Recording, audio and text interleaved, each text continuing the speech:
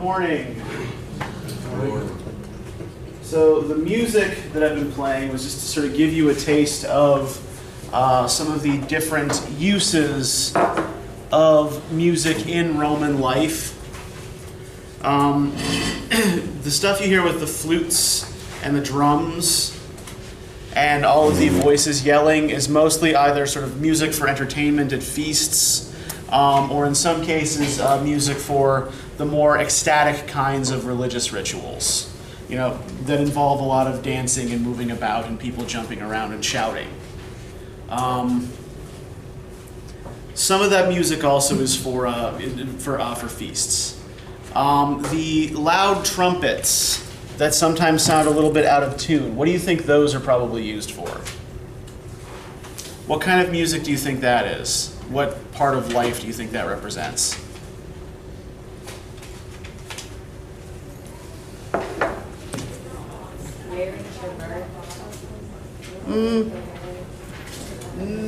No, it's actually not something to do with, generally with like any kind of like civic ritual.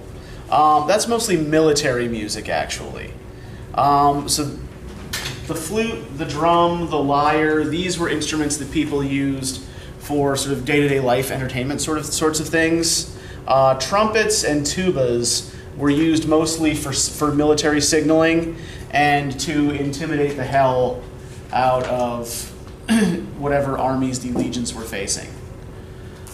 So I wanted to give you some sense of the variousness of the uses of this particular art in Roman life, because in a lot of ways the poem that we're looking at today is about variousness and multiplicity. Right, so as far as what I've got online for this for you, there's not too much. I had actually posted more, but it seems like when they updated Georgia View, some of the things got removed. So, as for what is actually there, two very important things that I think you'll likely find helpful if you have a chance to look at them. The first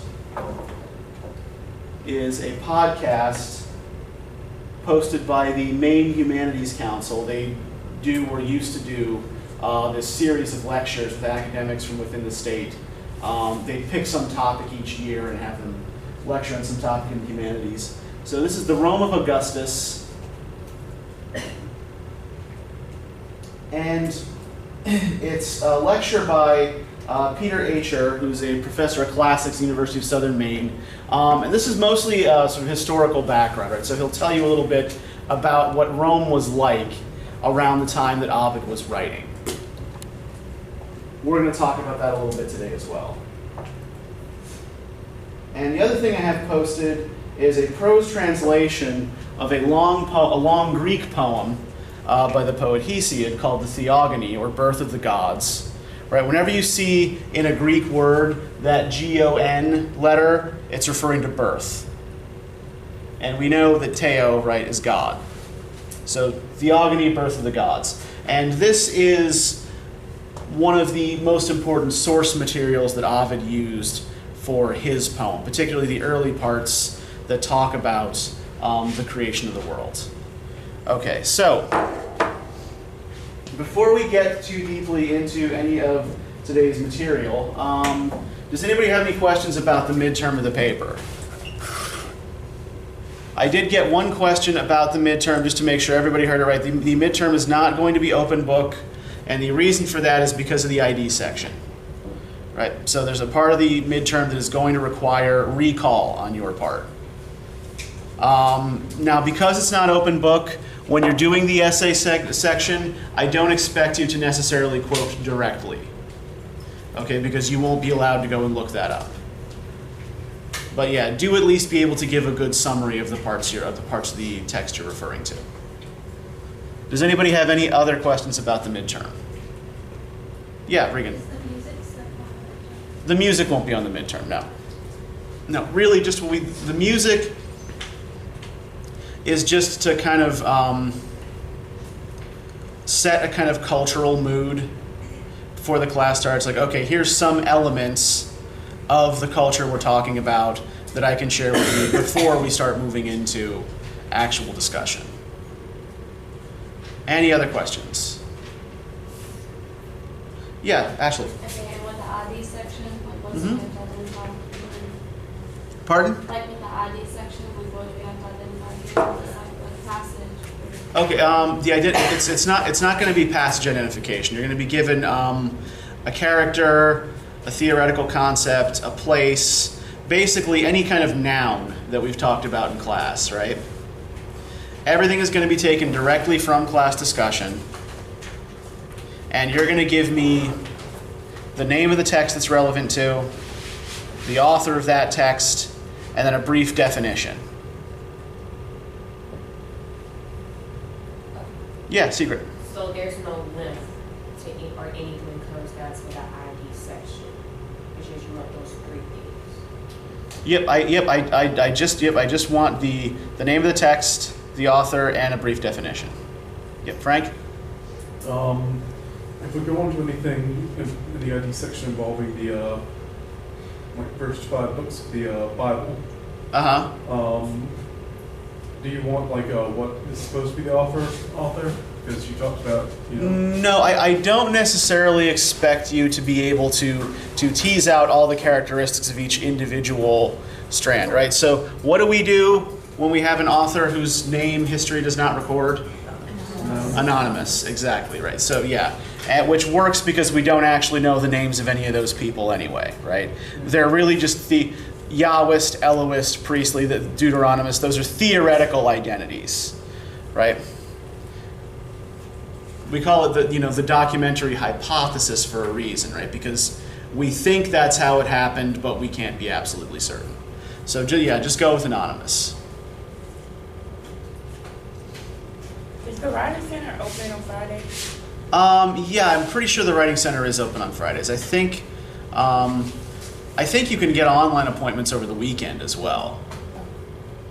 So I think you can pretty much always get somebody there somehow.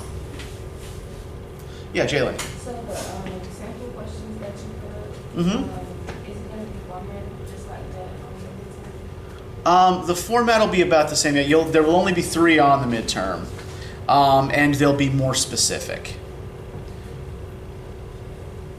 So it might ask you to refer to specific texts, or it might say, and I put a question on there about cosmogony, right? It's like it might ask say something more specific about that particular broad theme. But the sample questions are to help you figure out what sort of broad themes I want you to know about. Anything else?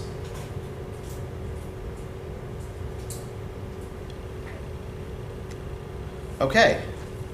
Then let's start digging into Roman epic. How'd this go for you? What'd you think?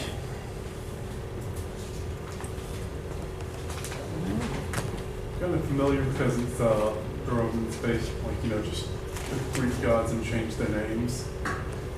Well, it's not so much that what the Romans did was take the Greek gods wholesale and change their names. What they did was identify the Greek Olympian gods with already existing Roman gods and sort of mash them together. Which, this is a process that had been going on around the Mediterranean for centuries prior to this, right? So you may remember Ishtar from the Epic of Gilgamesh, right? Now, Ishtar is the Babylonian goddess of love and sexuality and war. Now, how did she get both of those attributes? You take 2 gods and you mash them together, right? When the Babylonians conquered the Sumerians had a similar goddess whose name was Inanna. But Inanna was just a love and sexuality goddess. Ishtar was just a war goddess. So they crammed the 2 of them together into the personality of the Babylonian Ishtar. And the Romans did a sort of similar thing. For example, the Greek god Ares, right? Does anyone know what Ares is the god of? War. Yeah, he was the god of war, right? And war in all of its nasty, unpleasant aspects, right? We're not talking about honorable war. We're not talking about strategy. He's the god of carnage, really. He's not quite like that in his Roman aspect, which is, does anyone know what the name of the Roman aspect of the Greek god Ares is? Mars. Yeah. He's not like that as Mars. Now, some of that reflects different cultural attitudes towards war, but it also reflects the fact that the Greek Ares was combined with a Roman agricultural god called Mars, right? Mars was actually a farming god who had some militant aspects, some martial aspects to him. So that kind of softens some of the edges around Ares. So yeah, so the way we get these Roman gods is largely through taking an already existing Roman god, combining their personality with a Greek god. Right. This is actually this is a process that is called syncretism. syncretism. When two religions meet up and sort of blend into one, they sort of adopt features of each other. Like, for example, are any of you familiar with Haitian voodoo? Maybe a little bit. Okay, you at least sort of know what it is, right? Essentially, what that is, like, it's, you know, when slaves were brought over from West Africa to the Caribbean and forced to convert to Catholicism, they maintained a lot of their old beliefs under the guise of the worship of Roman Catholic saints. So a new religion arises out of the blending together of two other traditions, right? Okay, so yeah, Roman religion is syncretic, and the Romans were always, when they were going off conquering various places, absorbing the gods, absorbing the religions of the people they conquered, just sort of blending them into the Roman state religion. All right, any other questions, comments people want to make about this? Anything that really confused you about this?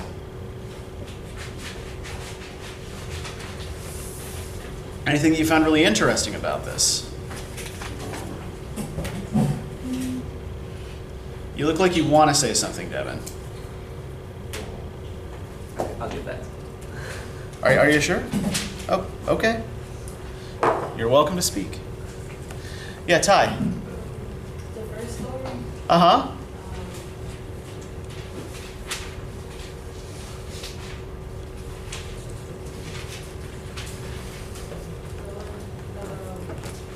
the creation Uh-huh. is the interesting because it's sort of had like the same plots from the other stories. Yeah, this is something we can compare directly to other creation myths, right? From around the same area, around the same period, right? So yeah, how does this match up to some of the other creation myths we've read? First off, what do we call a story like this? Yes, very good. It's a cosmogony. Birth of the cosmos, birth of the universe. Good. All right. So yeah, how is this one similar to others we've looked at?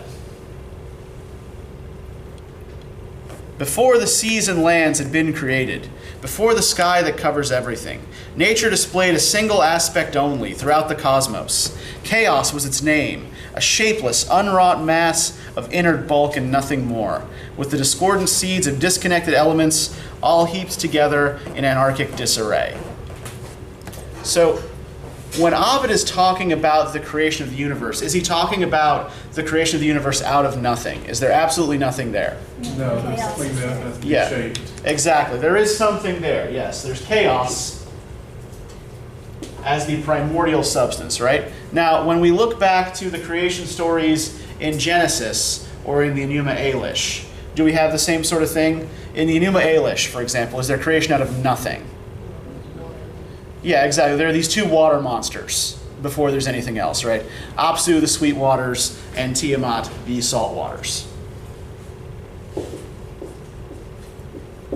So yeah, there is something there. What about at the beginning of Genesis?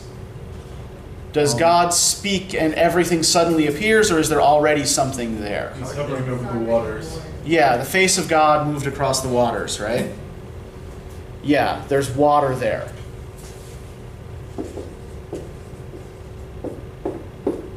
So, one thing that we note in ancient Mediterranean cosmogonies is that there's always some substance there to begin with that everything else is made out of, right? That is used to create everything else. Now, what's different about Ovid's primordial substance here? It's not like specifically defined what it is.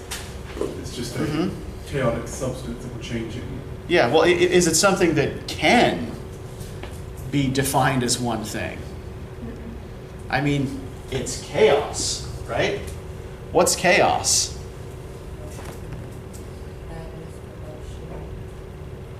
Well, not necessarily madness or corruption. Is chaos necessarily evil? No, it's If- just there. Yeah. It happens. It's just constant change, right? Constant churning.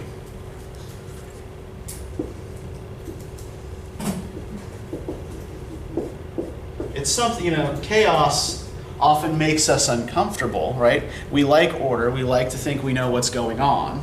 We like to think that things in our lives are predictable. So chaos makes us uncomfortable, but it's not necessarily something evil, right? It's something that is just constant change.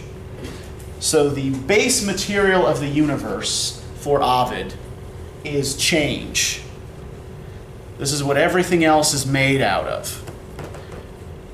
The sun as yet did not light up the earth, nor did the crescent moon renew her horns, nor was the earth suspended in midair, balanced by her own weight, nor did the ocean extend her arms to the margins of the land. Although the land and sea and air were present, land was unstable, the sea unfit for swimming, and air lacked light. Shapes shifted constantly, and all things were at odds with one another. For in a single mass cold strove with warm, wet was opposed to dry, and soft to hard, and weightlessness to matter having weight. Some god, or kind or nature, settled this dispute by separating earth from heaven, and then by separating sea from earth, and fluid ether from the denser air. And after these were separated out and liberated from the primal heap, he bound the disentangled elements, each in its place, and all in harmony. Yeah, go ahead, Sarah. The Romans, did they believe that the gods were speaking through them like the other poets? Do you think the poets are the same way? in the You mean Roman culture? like divinely inspired, like, I invoke the muse Yeah. into myself and the spirit speaks through me? No. No, the Romans, the Greeks were philosophers, poets, seers, scientists. The Romans were engineers and soldiers. The Roman mindset overall is a lot more practical than the Greek mindset.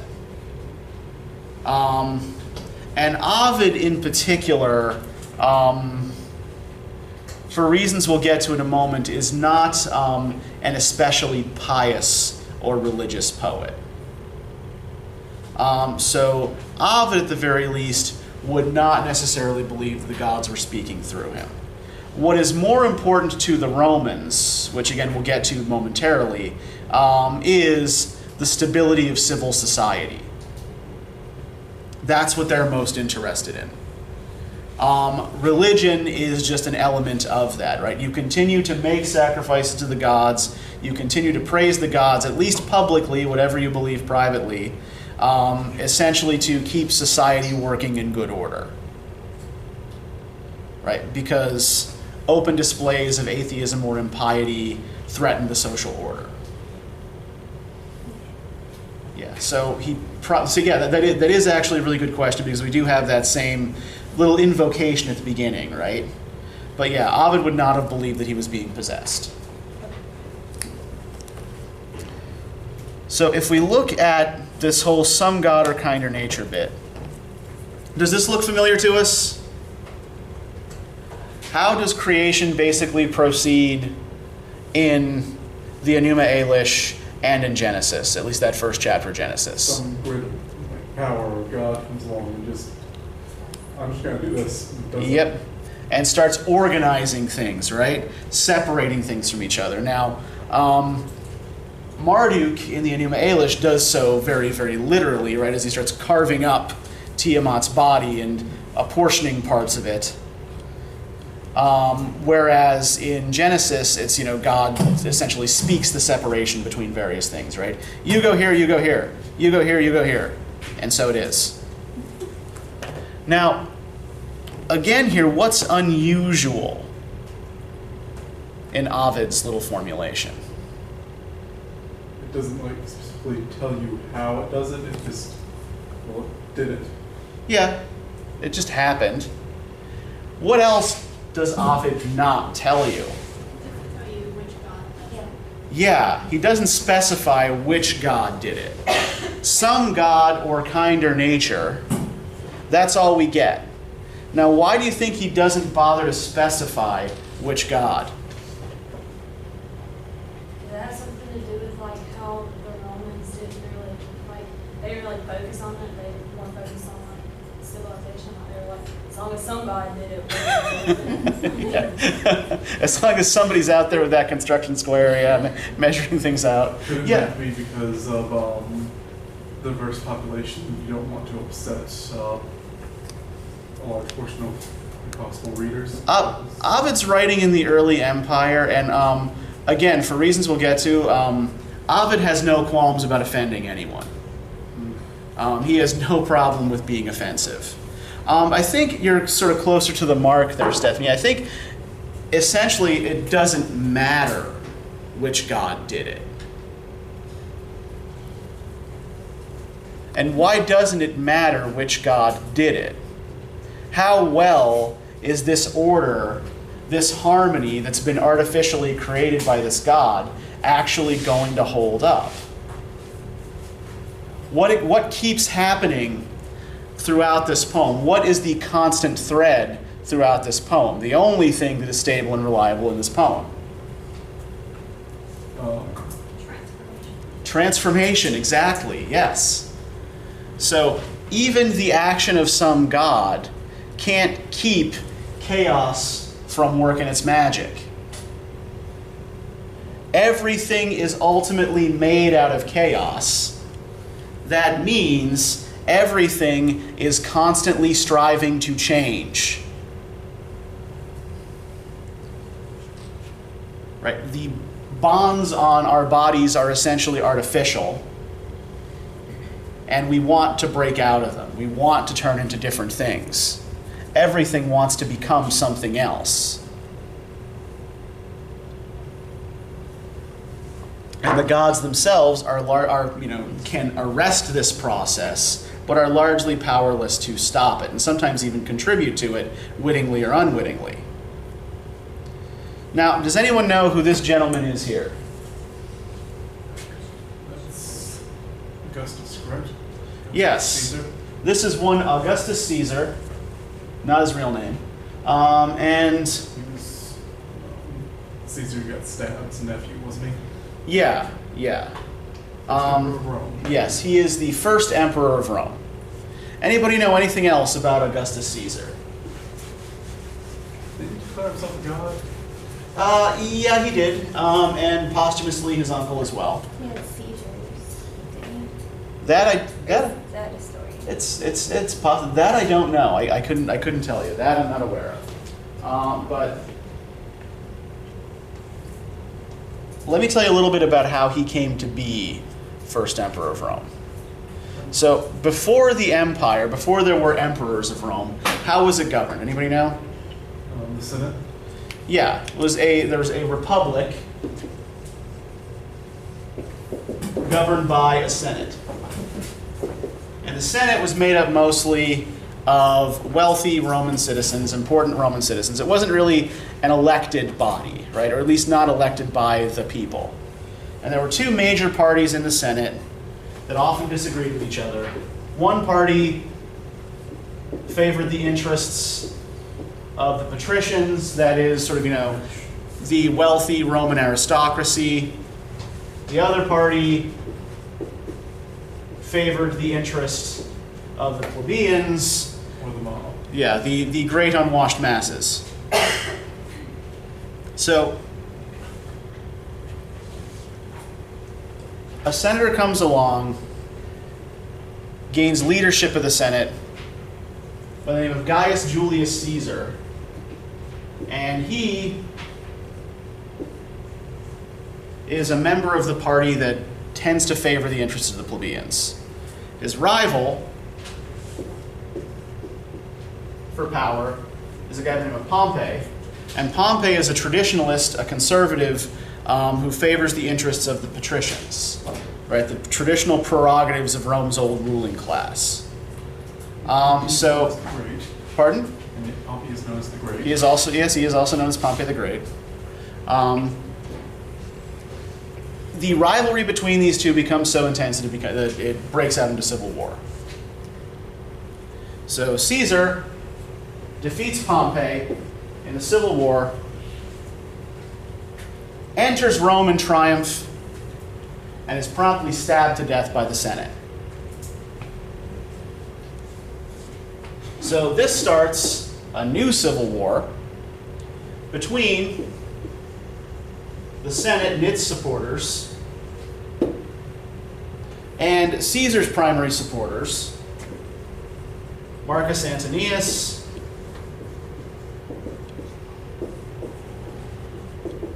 You said Julius Caesar was stabbed? Julius Caesar was stabbed to death by the Senate. Yep. A2 Yep. Flatus. Yep. So Marcus Antonius and Caesar's nephew Octavian go to war against the Senate and their forces. Senate is defeated. Marcus Antonius and Octavian go to war against each other. Marcus Antonius is defeated. So Octavian, last man standing, changes his name to Augustus and declares himself emperor and a god. So his rise to power, right, the years before his rise to power, this takes place over a period of several decades, are marked by social unrest and chaos, right?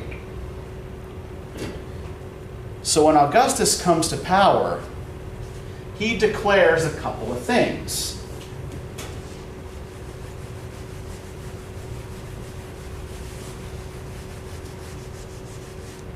First, that Rome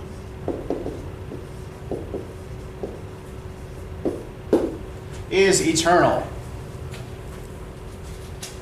Now, this is not a new idea. Previous generations had argued that Rome was a kind of eternal ideal that must be maintained, that people should strive towards. But what Augustus argues is that Rome is the eternal city. It shall never fall as long as the people keep their moral character intact. Right? So, things that are new about this concept. It's based on an idea called pietas, or piety.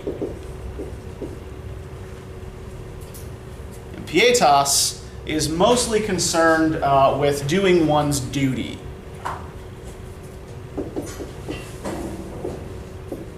Duty to family,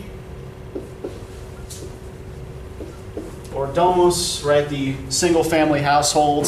This is the Roman equivalent of the Greek oikos. So you have to do right by your family. Duty to the gods, at least in public. And your duty to the nation. If you are a man, this means serving in the army. If you are a woman, this means pumping out more future citizens.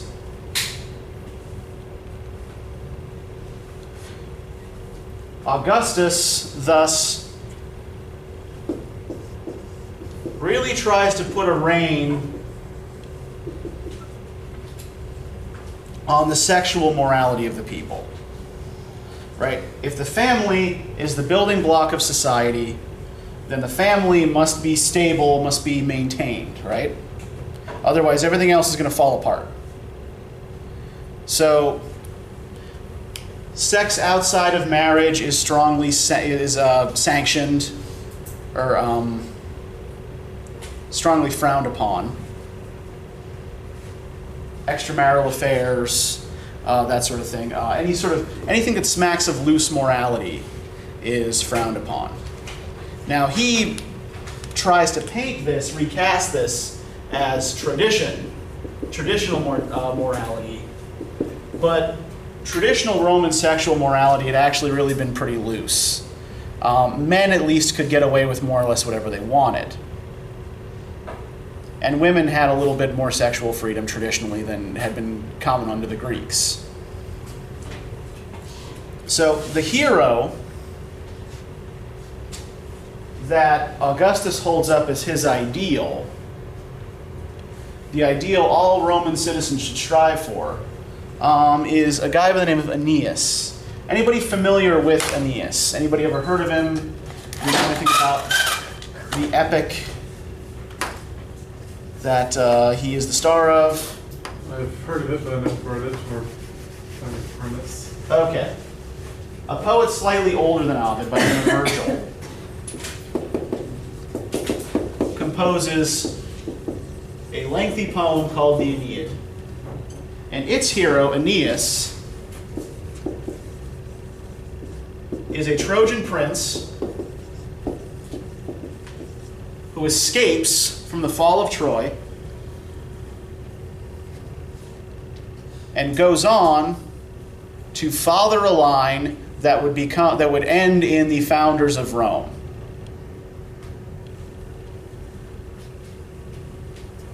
So he's a Trojan prince and indirectly the founder of Rome.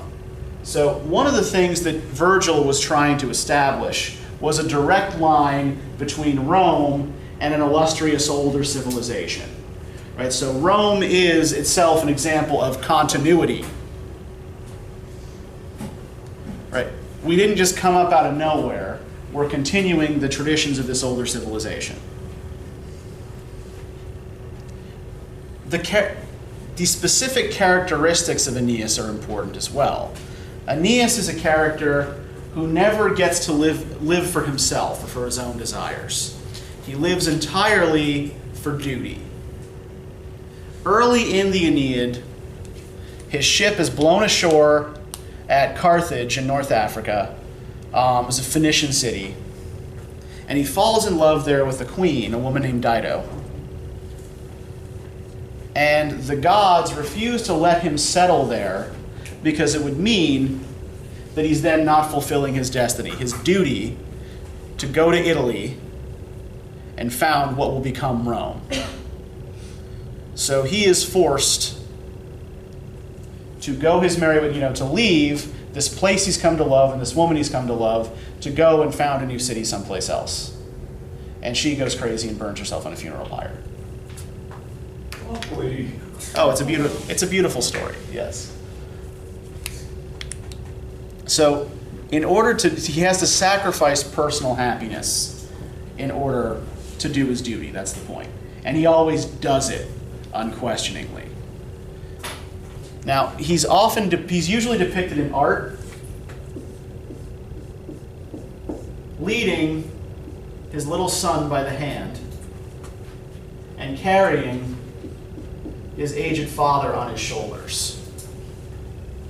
So the ideal Roman hero is a support for the older generation and a guide for the younger generation. Right? He knows his place and does his duty.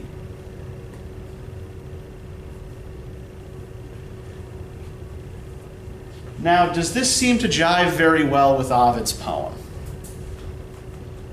in which we begin with a story that tells us that everything is made out of chaos?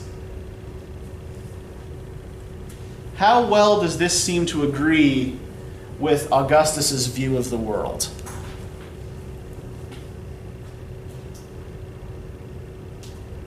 I mean, what is it that Augustus is trying to promote above all other things? Order and stability, yeah.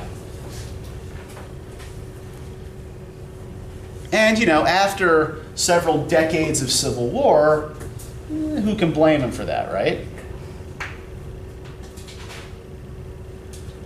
But Ovid seems to be attacking the very basis of Augustus's worldview, right? That this order that you so prize, this order, this stability that you want, is in fact an illusion. Because everything ultimately reverts back to chaos. Everything changes. Everything is ephemeral. Nothing stays the same. So trying to freeze this moment in time and preserve it is pointless. It's going to fail. Now, what kind of attitude towards the gods do you detect in this? They're hypocritical.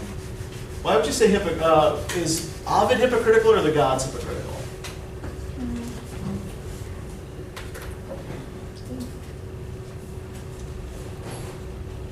I don't know. I think it's the gods because, Okay. you know, didn't they destroy the earth to recreate it or whatever, and then to erase the immorality, but then they go and do bad things. Yeah. Right. One of these pillars of piety, right, of public piety, is duty to the gods. But the gods, as they're represented here, right, do they actually act in accordance with Augustan values?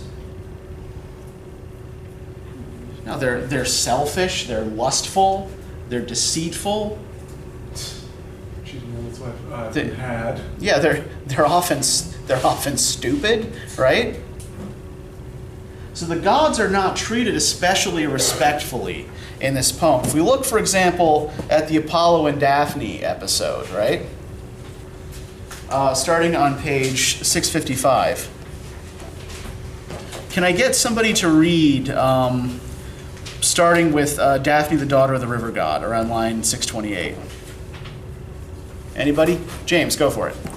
Daphne, the daughter of the river god Aeneas, was the first love of Apollo. This happened not by chance, but by the cruel outrage of Cupid. Phoebus, in the triumph of his great victory against the Python, observed him bending back his bow and said, "What are you doing with such many arms, Lascivious. lascivious boy? That bow befits our brawn, wherewith we deal out wounds to savage beasts and other mortal foes. Unrelentingly, just now with our innumerable arrows, we managed to lay low the mighty Python, who Pestilential. belly covered acres.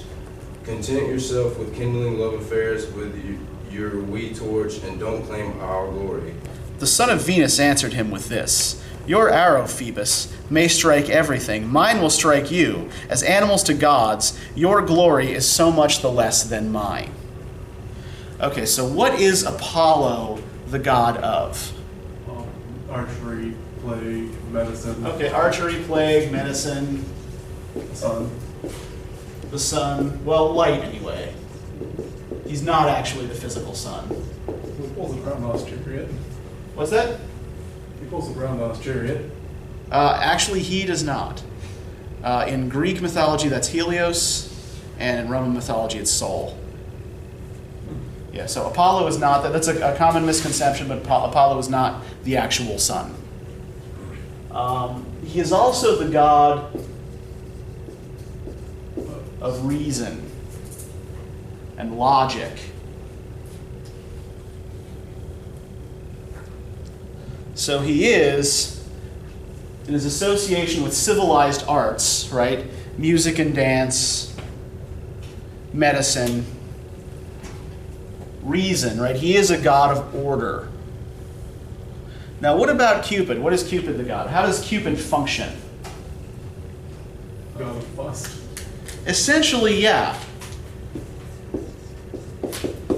Now, Cupid in Greek and Roman mythology is not the cute little bare-bottomed cherub that you see on contemporary puke-inducing Valentine's Day cards.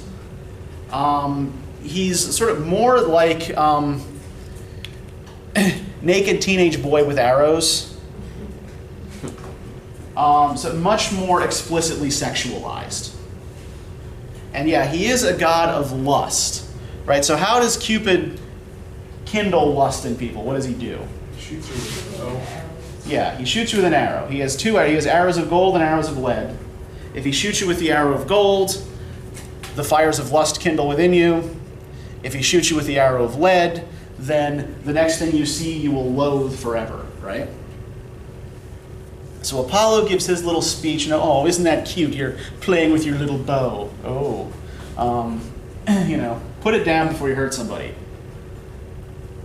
And Cupid's response is like, asshole, I'll show you. And he shoots Apollo with the arrow of gold and Daphne with the arrow of lead, right? So Apollo cannot stop himself from pursuing this nymph Daphne who wants absolutely nothing to do with him. So in this contest between which god is more powerful, who is more powerful, the god of reason or the god of lust? Yeah, lust comes out on top here 100%, right?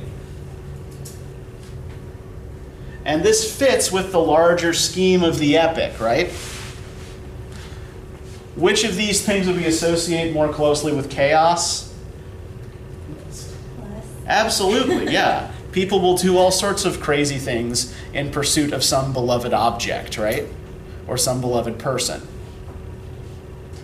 So is this like the Ovid's way of saying to Augustus that your traditional ways aren't going to work because chaos is never going to...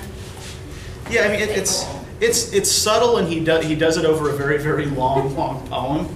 But yeah, I think that it is an implicit criticism of this idea of eternal Rome, of stability, and particularly of the idea of reining in people's sexual behavior. It's like, yeah, that's never going to happen, Augustus. You're not going to do that. You'll never manage. So if we move from this, well, one more thing I want to point out about this as well is that the poetic genre of this story is also really inconsistent, right? The Apollo and Daphne story. Now, generically, the Metamorphoses overall is an epic. We call it an epic because it has certain formal features of epic, right? It has that invocation at the beginning, right, where he explains his purpose, dedicates his work to the appropriate gods and all that. And it's written in epic meter, right? The Greeks and Romans always wrote epics in the same meter. It's called dactylic hexameter.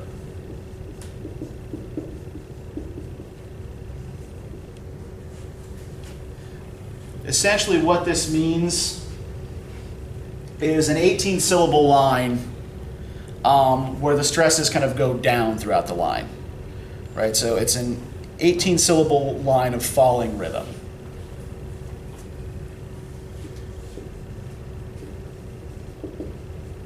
But within the stories themselves, the genre tends to be inconsistent, right? What do we, like the epics we've seen thus far, what do they look like? What are they about? Heroes and stories of questing or such. Yep, war, fighting, heroism, right? And most epics have, like, at least focused the bulk of their attention on one hero, right? The actions of one hero. Gilgamesh, or Achilles, or Odysseus. But Ovid is messing with the form, right?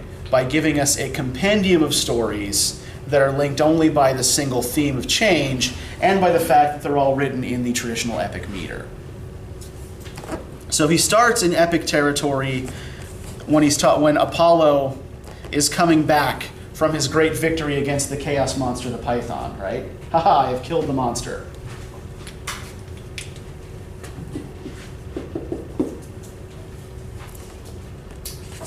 But then,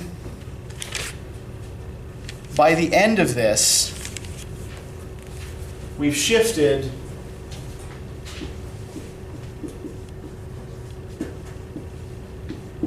from epic territory into what's called pastoral love elegy.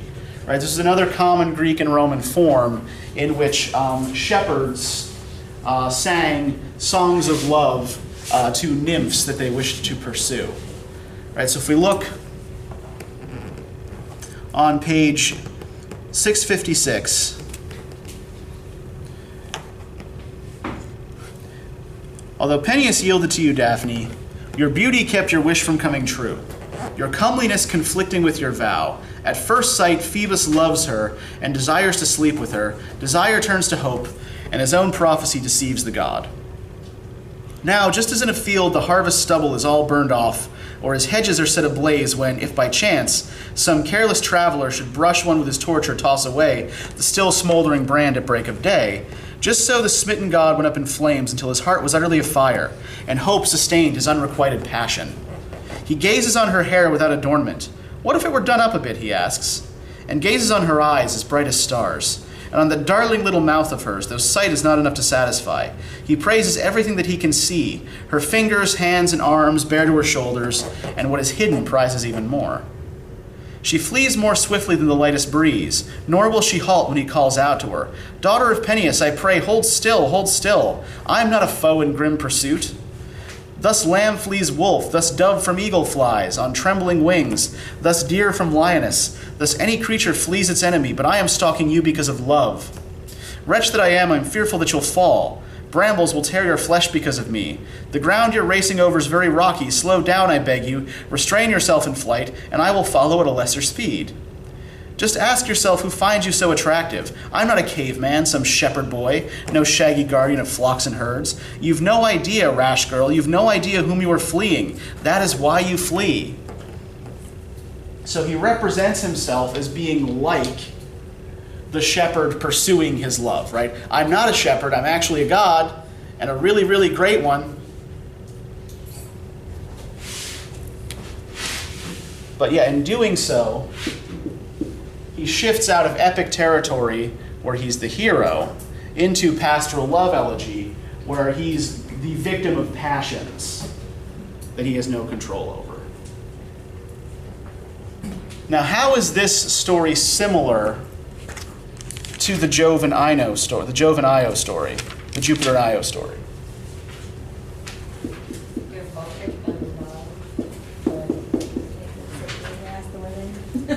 Yeah, that's one thing that we note here in many of these quote-unquote love stories, right, is that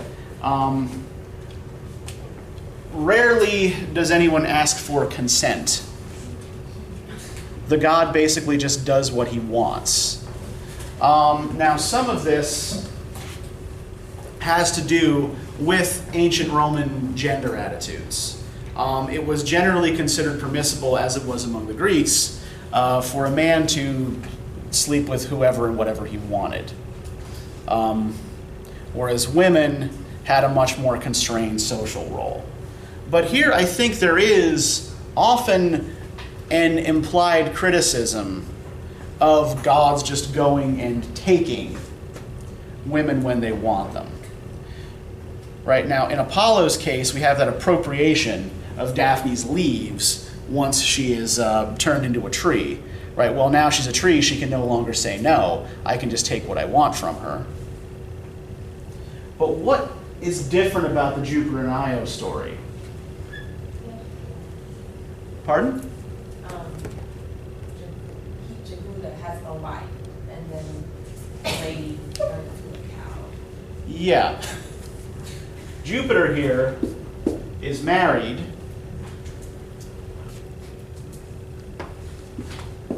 And his wife catches him. I've been had. Yeah. So the great king of the gods, on whom the emperors of Rome model their rule, is here in this story represented as a husband who's afraid of his wife, right? He changes Io into a cow to avoid getting in trouble with his wife.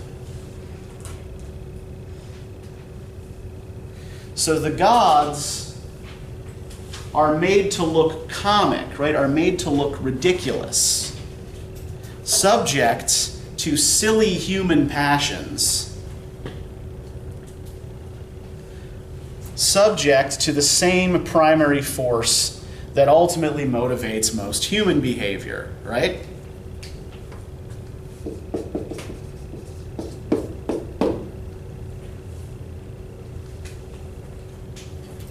All things tend back to chaos. Now, of all the stories that we looked at for today, which struck you as the weirdest or creepiest?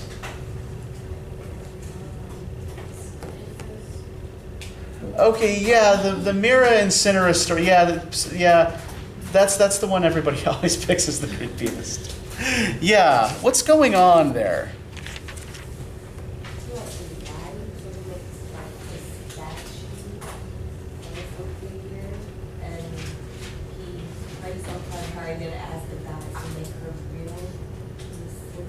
Yeah, that's what it starts with, right?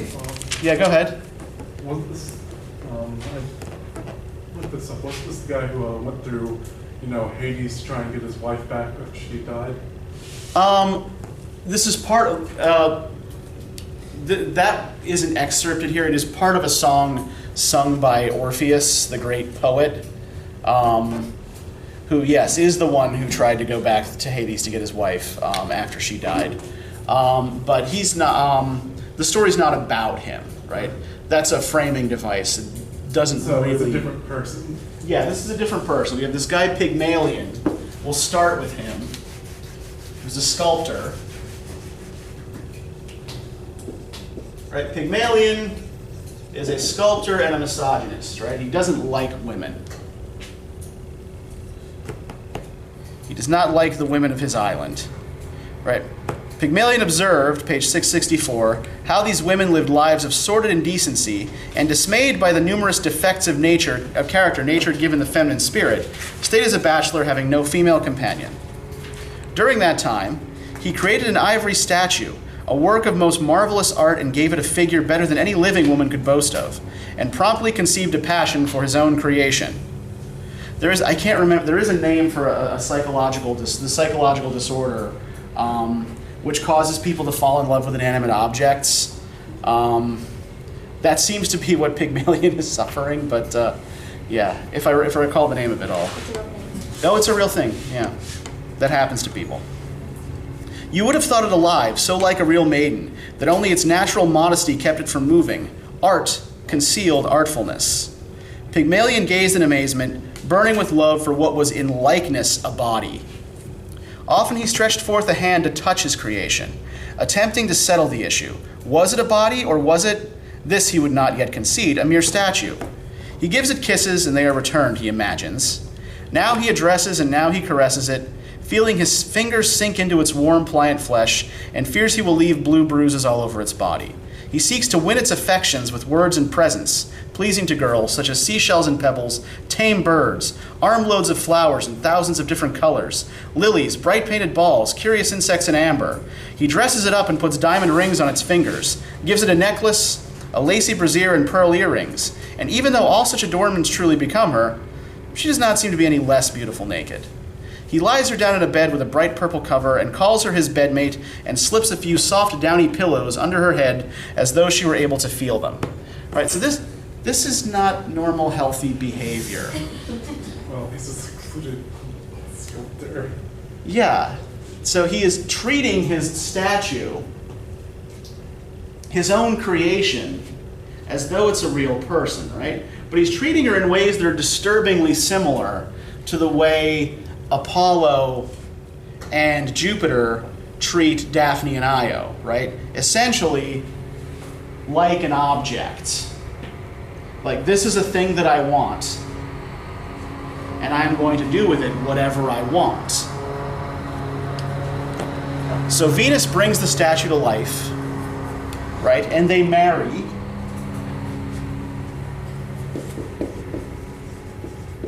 And they have a daughter.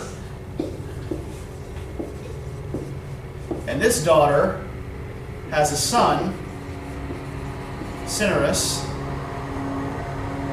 And Cinyras has a daughter, Mira. And Cinyras and Mira together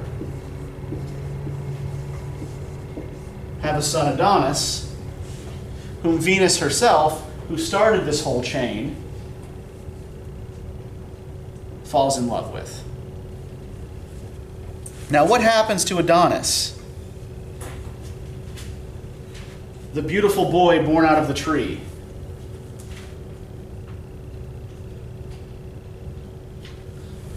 What is his ultimate fate? Well, not quite like that, though. If we look on page 675, and after warning him, she went off on her journey, carried aloft by her swans, but his courage resisted her admonitions. It happened that as his dogs followed a boar they were tracking, they roused it from where it was hidden, and when it attempted to rush from the forest, Adonis pierced it but lightly, casting his spear from an angle. With its long snout, it turned and knocked loose the weapon, stained with its own blood, then bore down upon our hero, and as he attempted to flee for his life in sheer terror, it sank its tusks deep into the young fellow's privates and stretched him out on the yellow sands where he lay dying. So, how the boar kills him is very important. Right? The boar doesn't just kill him, the boar castrates him, and he bleeds to death.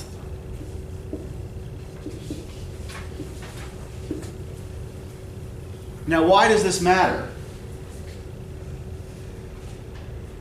Can you continue on the line? Yeah, he can't continue the line now, right? Now, why would maybe this line be one that needs to be discontinued?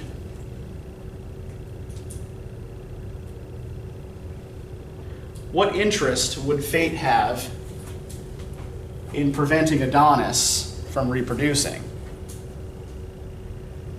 Well, I mean, if we look at just about every link in the chain here, right? Who's his great-grandmother? statue. A friggin' statue, yes. His great-grandmother is a statue. His parents are father and daughter, right?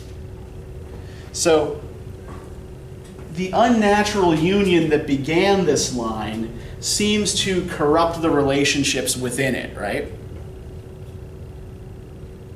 As such, this unnatural passion, first engendered by Venus, has to be ended, has to be destroyed. Right? Get these people out of there. For the love of God, someone stop them reproducing. So yeah, that's why the line has to end with Adonis. Now, we have this other little myth in here embedded in Venus's story about Atalanta and Hippomenes.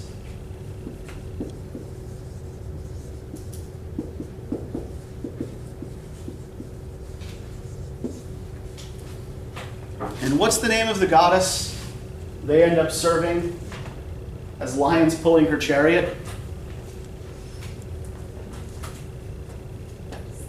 Cybele, yeah. Now we have actually seen this name before. Does anybody remember who Cybele was? If we think back to the very first day of class. Was she the she was given the idea to create the world or something?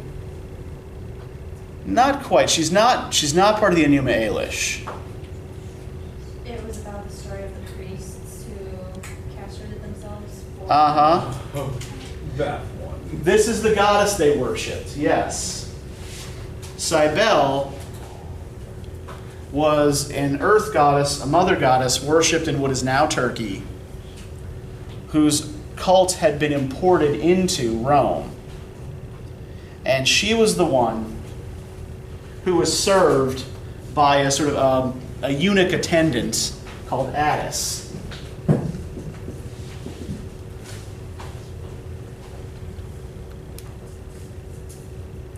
Who had gone nuts and castrated himself when she revealed herself in her full divine glory to him. And she's the one whose priests would drop all those magic mushrooms and ritually castrate themselves in memory of Aeneas' deed, right? So what we have here is some kind of connection here as well to that particular cult, right? To that weird foreign religion. So it's a real religion, like people are doing that now? Oh, because of this? well, no, people aren't doing that. I don't think anyone's doing that now. I don't think anyone, it was a real religion. It was a real religion around the ancient Mediterranean. So do people still worship these gods, like in Rome, like Greece, and all that? Like, Yeah, I mean, there are people who refer to themselves as neo-pagans who try to reconstruct some of these sort of old pre-Christian, pre-Islamic rituals. There are people who are Celtic neo-pagans or Greco-Roman neo-pagans or Egyptian neo-pagans, right? They usually pick some particular tradition or some particular pantheon to fixate on. The biggest problem with a lot of what they're doing is that, I freely support anyone's right to believe whatever they want as long as they're not hurting anyone. But a lot of these reconstructed pagan traditions are, they're making a lot of assumptions about the way things used to be gone about. They're making lots of assumptions about the way things used to be done, about the way gods used to be worshipped, that often can't be backed up by the historical record. So take that for what it is. But yeah, I'm fairly certain that the Galli do not exist today. I don't think there's anyone doing this anymore. Although there is a similar tradition in India. They're called Hijra. And they're biologically male, they're born men, but they dress as women and largely live as women. I think some of them do castrate themselves. And they often show up at weddings and will sing. And it's considered bad luck not to give them money if they show up at your wedding and sing. So, so some of these traditions do sort of, they change, they morph, they wander.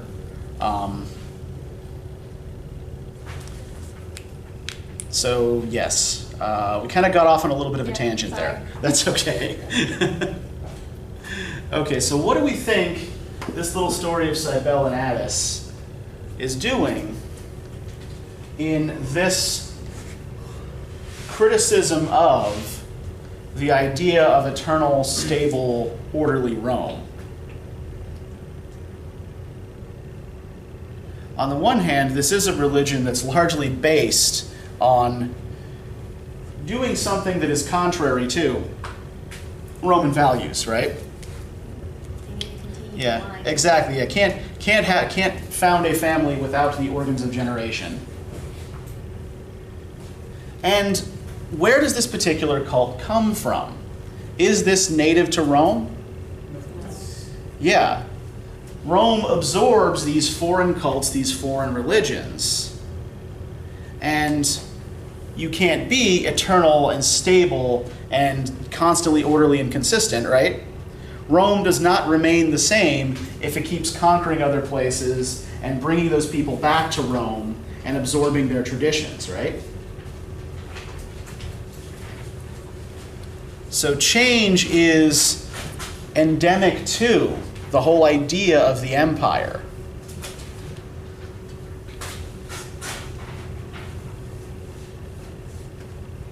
Change is the necessary component, the necessary element in human social life, in human political life, in love, in all these aspects of society that Augustus is concerned with.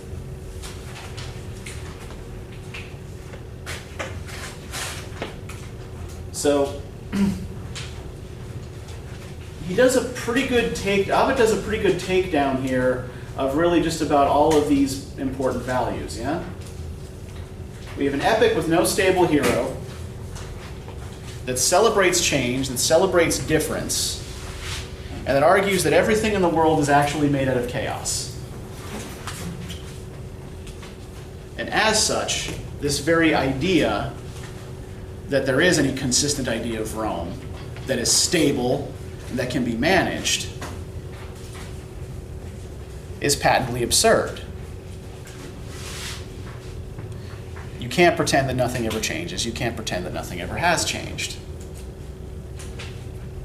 So does anybody have any more questions about this or comments they want to make about it?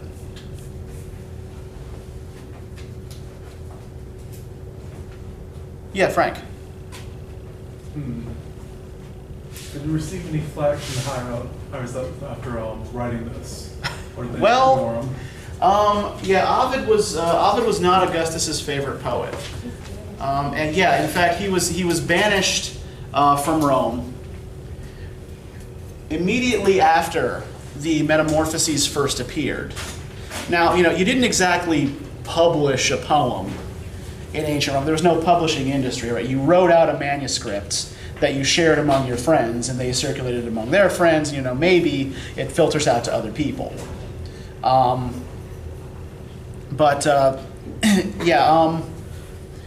The usual assumption is that he was banished for writing a book called the Ars Amatores, or the Arts of Love, which was essentially a satirical seduction manual. And that this was a big enough affront to Augustan values that Augustus sent him off to a city called Toms in what is now Romania. And for a witty, urbane, educated Roman poet, this was like being sent to the 10th ring of hell.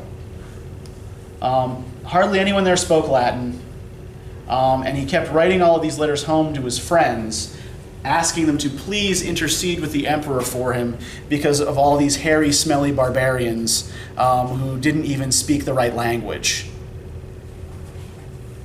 But yeah, I would argue that the Metamorphoses would get him into just as much trouble as the Ars Amatores did, because the Ars Amatores was irreverent, right? It's essentially telling people this is how to cheat on your spouse and not get caught. But it's also a joke. That was a complete Metamorphosis could have been seen as complete, just spit in the face to what Augustus is trying to do. That is what I would argue. Yeah. Now, I'm not a classicist. This isn't my specialty. This is a work I've taught several times over a number of years. But it's not, the ancient world in general is not my specialty area. Frankly, I'm teaching this class because the person who was supposed to teach it buggered off to Hawaii and decided not to come back. But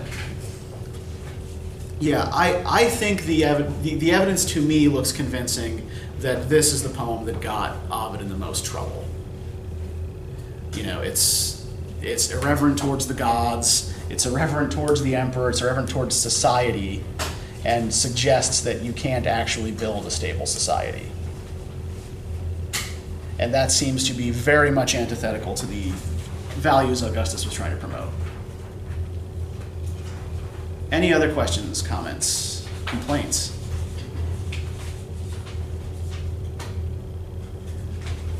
All right, we're going to stop it there then. I do have some reading questions for you for next week when we look at the Bhagavad Gita. We're going to be moving from the Mediterranean over to Asia next time. So we're going to be doing the Bhagavad Gita. We're going to be doing Indian literature next Monday, and we're going to be starting on ancient Chinese literature next Wednesday. This one's more about destiny or authority or